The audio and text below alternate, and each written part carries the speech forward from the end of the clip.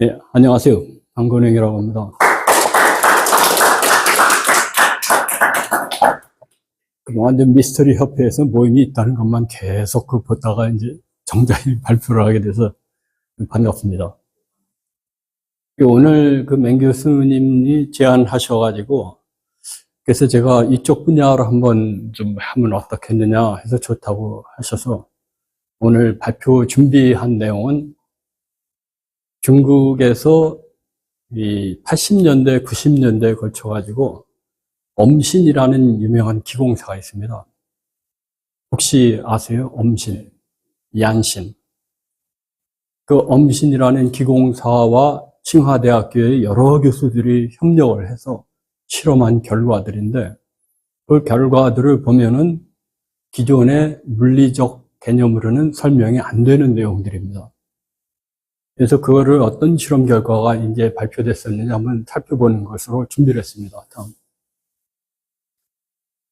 중국에서 기에 대한 연구를 시작한 거는 그 문화 대혁명 시절 약 10년 동안 지속됐죠. 이 문화 대혁명 때 거의 그 중국의 이 전통은 완전히 다 무너집니다. 그리고 그것이 끝나면서 이 연구가 시작이 됐는데 초기에는 이제 건강의 유지, 치료 이런 목적으로 됐습니다.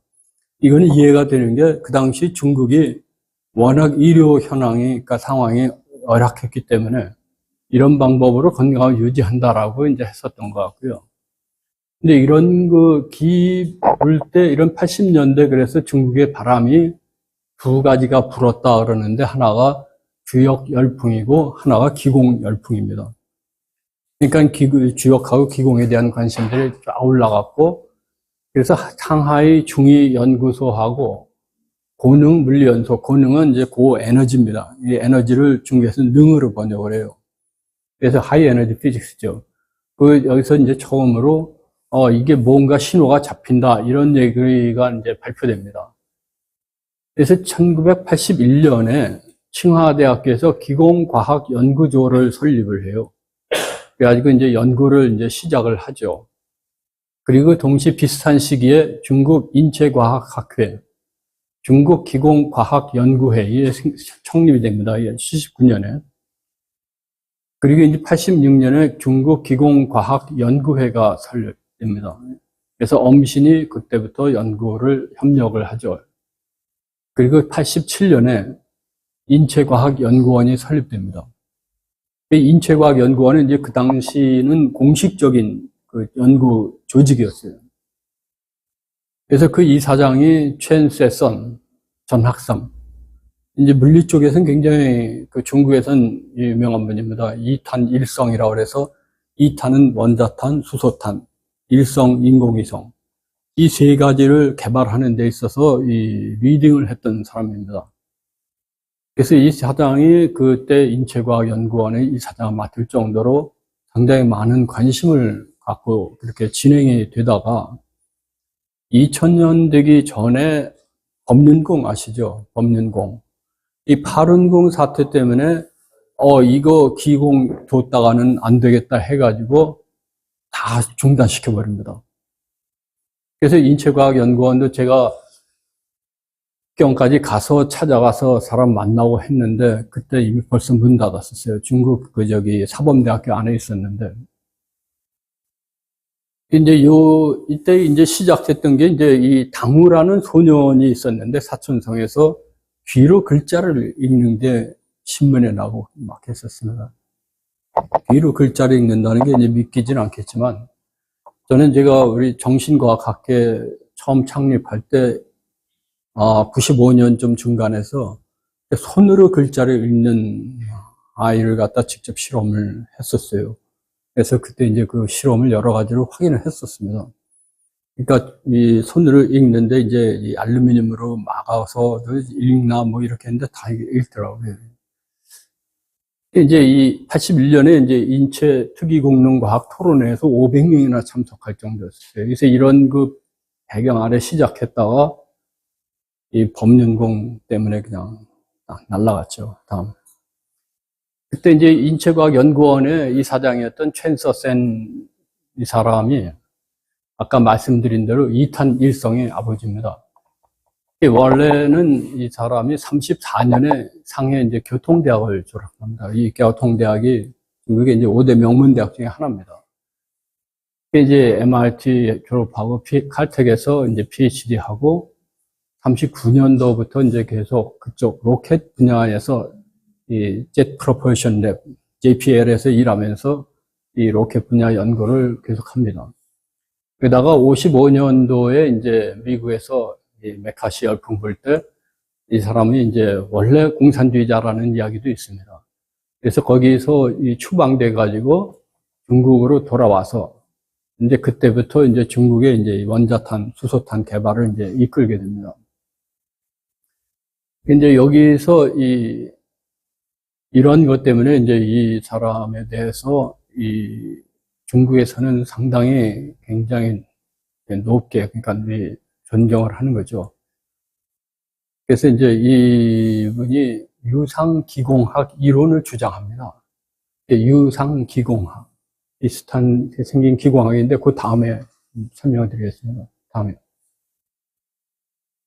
첸서센이 이제 그 인체공학연구원 이사장하면서 내세운 가설인데, 유상이라는 거는 그렇게 된다는 건 알지만, 그러니까 현상은 있다라는 얘기예요.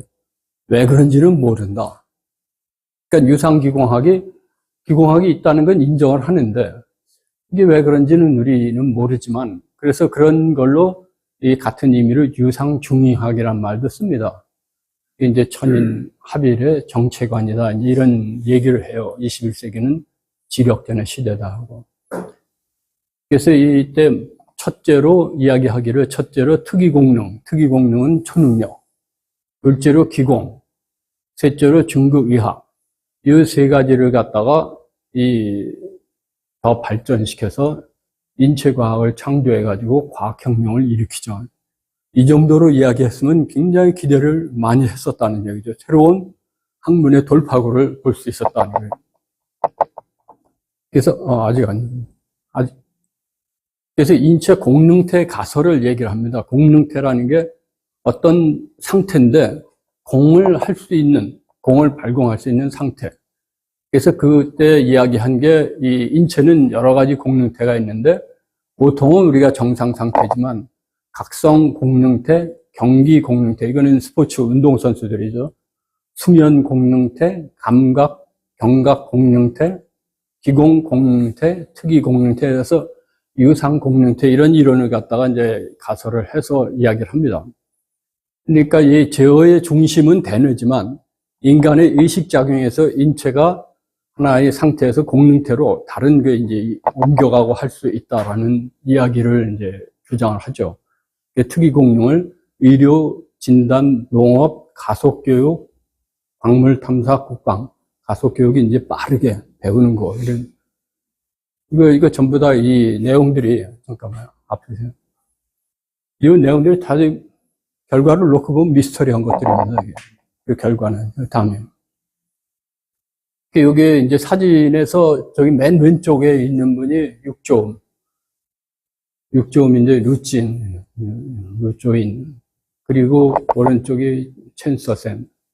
그리고 쉥핑. 그리고 맨 오른쪽이 장진환인데, 이 장진환 이 사람도 이 중국 인체과학학회. 그러니까 이 전학삼은 인체과학 연구원의 사장이고, 장진환 이분은 학회의 사장을 맡았어요. 근데 이 장진환 이 사람은 중국에서 소장 육군 출신인데, 이쪽 분야에서 굉장히 관심을 많이 갖고 이렇게 적극 지원을 해줬었습니다.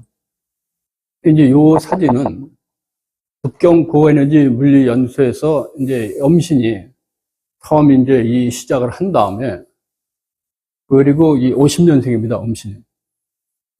그리고 이제 육조음하고清华大 교수하고 이제 81년부터 공동연구 시작했으니까 굉장히 오래됐죠. 그래서 이제 루주인, 이 사람은 루주인이고, 저 맨 왼쪽에 있는 사람은 같은 사람입니다. 이게 엄신이고요. 이제 엄신이 어느 정도 수준이었냐면 중국 4대 기공사 중에 하나로 이제 80년대 알려진 사람이에요.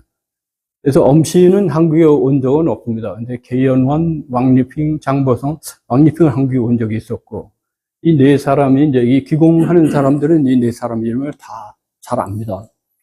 엄시인이 어렸을 때부터 이 기공 수련을 해서 이 중국 중위대 입학을 해서 이 일종의 이제 이 군의학 학교입니다. 그러니까 정통적인 이과대학이 아니고 군에서 운영하는 그런 쪽으로 해서 이 치료 쪽도 기초경도 많이 알게 되죠. 다음에. 그래서 이 엄신, 이 얀신입니다. 이 워낙 유명해지니까 미국에 가서 이 뭐 클린턴 만나고 뭐 처음엔 부시를 만났어요. 부시 만나고 그다음 클린턴도 만나고 하버드 대학 강연 96년에 가서 하고 그래서 제가 오늘 발표하는 내용들은 전부 다 주로 이 scientific 기공 exploration 해서 과학적인 기공 탐구라는 제목으로 출간된 내용입니다. 97년에. 그래서 그 책에 나온 내용을 갖다 기초로 해서 정리를 한 겁니다. 그 다음.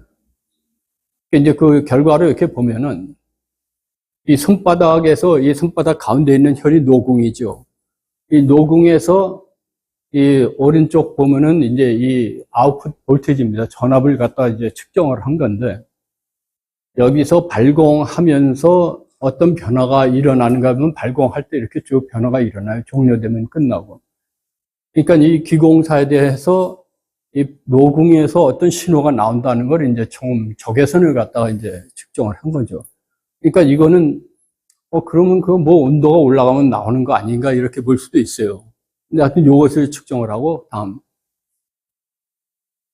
보통 사람하고 이제 비교를 해보면 보통 사람은 변화가 없는데 요 위에 거는 엄신은 아니고 자오구앙이라는 그 기공 의사죠. 기공 치료사. 이 사람이 이렇게 변하는 걸 볼 수가 있습니다. 다음. 근데 여러 사람마다 이렇게 해보니까 사람마다 이 패턴이 다 달라요. 기공사마다. 그러니까 이 기공사마다 다르니까 이게 어쩌면은 저런 것하고도 연관이 있죠. 그 기공사마다 자기가 잘 치료하는 게 다릅니다. 어떤 사람은 이제 이런 병 잘 치료하고 어떤 사람은 저런 병 잘 치료하고 그런 패턴하고도 관련이 있는 것 같긴 합니다. 다음에. 그 다음에 적외선 그 관찰한 것 말고 그 다음엔 그러면 다른 걸 보자 해서 자장을 측정을 합니다. 그래서 이 노궁하고 백회는 요 머리 위에 그래서 이 양쪽에서 자장을 측정을 해보니까 이 시작할 때는 변화가 없다가 발공 시작하니까 이제 쭉 나옵니다. 그리고 끝나고. 그래서 이게 자장에서도 뭔가 잡히는구나. 이제 기가 나올 때 이게 이제 확인되고요. 다음에. 요거는 이제 이 자장의 패턴인데 자장이 이게 그냥 단순히 그러니까 색이 높아졌다 낮았다 이런 게 아니라 이 파동, 펄스도 있다라는 거 나옵니다. 이게. 그러니까 이런 식으로 파동이 나오면 색이 DC 형태로 나오고 교리 형태로 나오고 펄스로 나오고 그러니까 다양하게 이 신호가 나오는데 이 기공사들 여기 상당히 많은 여러 사람을 두고 이제 시험을 한 걸 볼 수가 있습니다. 그러니까 이제 이것도 이게 나오는구나 해서 다음에 그러면 우리 다른 거 한번 재보자 그래가지고 그 다음에 뭘 재냐면은 마이크로웨이브로 재봅니다. 극초단파가 나오나.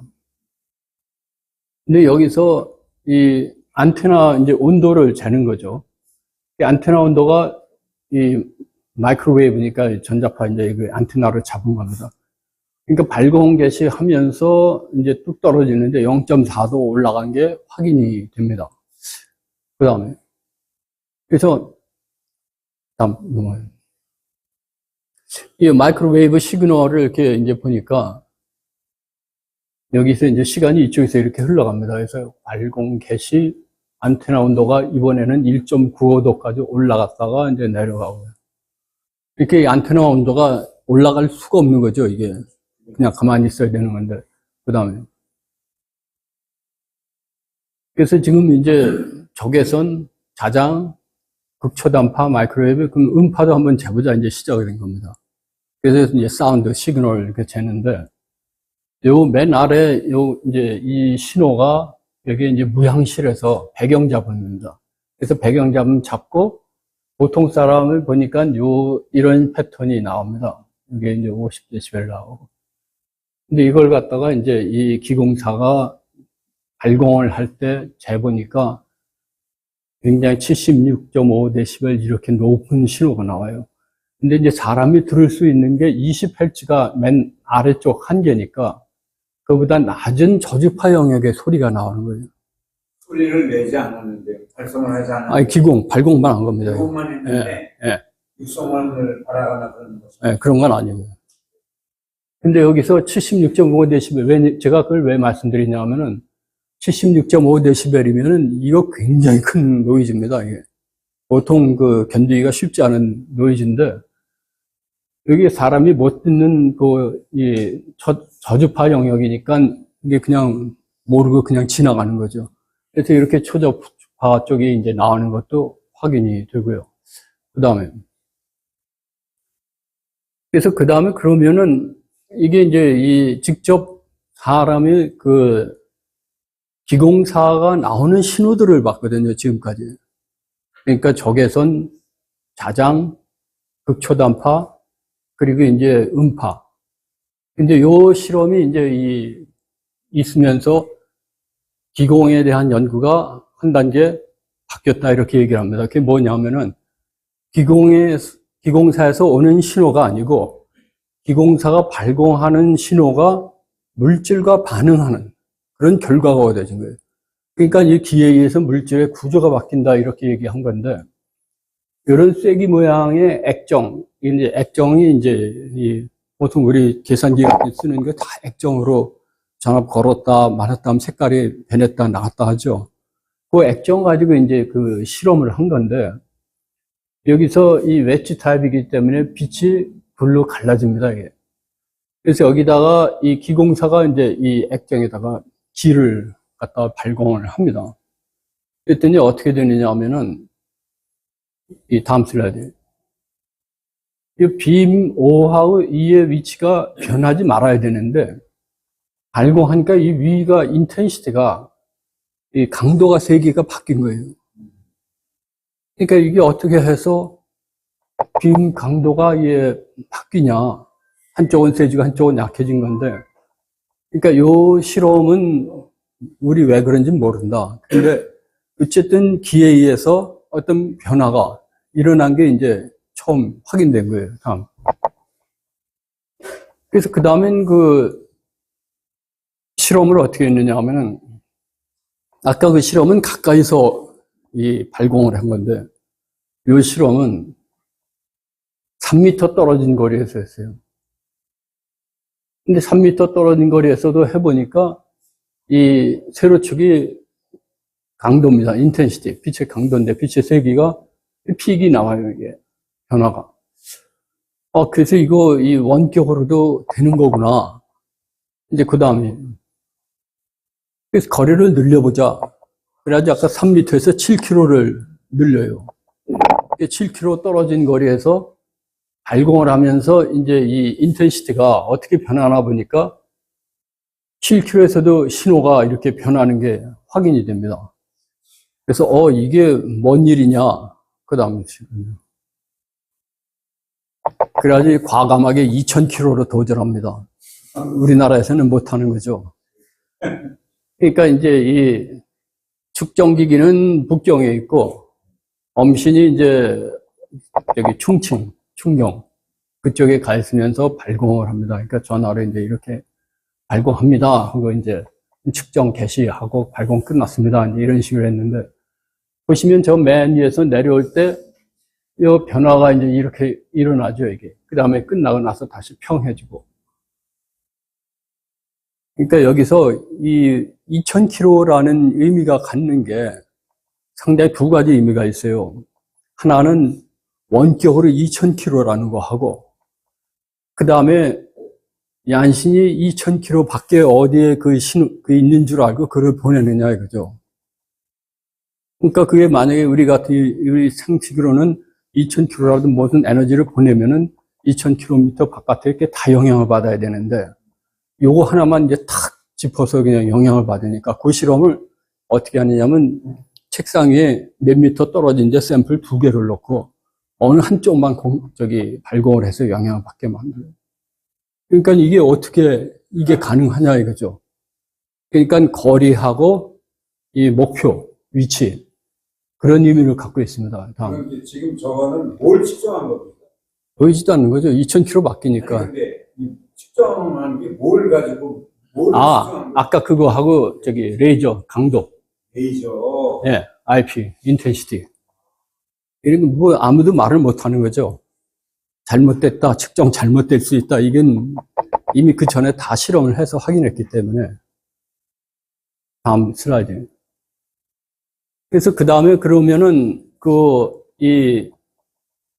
액정 말고 물을 한번 해보자. 이제 이清华대학교 여러 교수들이 자기 갖고 있는 장비들 가지고 참여를 한 거예요. 그러니까 라만 분광 분석 장치를 갖고 있는 사람이 그럼 우리 물에서 한번 해보자 해가지고 이건 7km에서 떨어진 거리에서 했습니다. 그래가지고 이제 실험을 해보니까 이 라만 스펙트럼이 보통 이렇게 좀 약하게 이렇게 나옵니다. 이게 물이 이쪽에 좀 피크가, 키우면은 이렇게 피크가 나오고 이러는데, 여기서 발공 1.5시간, 30분 후, 30분에 피크 확 올라갔다가, 그 다음에 시간 지나면서 떨어지는 거예요. 이것도 이 물에서 이런 패턴이 나올 수가 없습니다. 그러니까 이제 이것도 상당히 놀라운 그런 결과죠. 다음에. 그러면은 그 수돗물 말고 소금물도 되나 해보자. 소금물은 또 농도가 다르니까 성분이. 근데 소금물도 해보니까 이 패턴이 달라지는 거예요. 이게 흡광 그 패턴이. 그래서 이게 분명히 물에 무언가가 바뀌었다.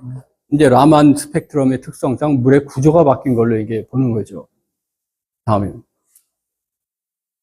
그러면 세 번째로, 그러면 이제 수돗물에서 소금물 했으니까 포도당 용액 해보자. 이 포도당 용액 해봤더니 여기서도 역시 발공 전엔 이렇게 됐던 게 이 발공 이일은 이렇게 완전히 이렇게 바뀐 걸 볼 수가 있어요. 그러니까 이게 50% 포도당 용액입니다. 알 수가 없는 거죠. 어쨌든 현상은 확인이 되는데 왜 그러냐? 우린 모른다. 이제 이렇게 되는 겁니다. 다음에. 그래서 이제 또 한 교수가 지금 흥미로운 실험을 제안했는데, 이 브롬의 광 반응 실험이라는 내용인데요. 브롬 용액이 자외선을 받으면은, 혹은 열을 받으면은, 브롬이 반응을 진행하면서 완전히 반응이 끝날 때까지. 그러니까 이제 6H3가 브롬하고 만나서 요 물질 생기면서 반응이 끝날 때까지 계속됩니다. 이게 체인 리액션이라고 해서 일단 한번 시작되면은 중단될 수가 없는 걸로 알려져 있어요. 근데 이 실험을 어떻게 했느냐 하면은 다음 슬라이드. 이제 한번 시작되면은 끝까지 그냥 가야 되는데 얀신이 어떻게 했냐면 중간에 반응을 스톱시켜 버린 거예요.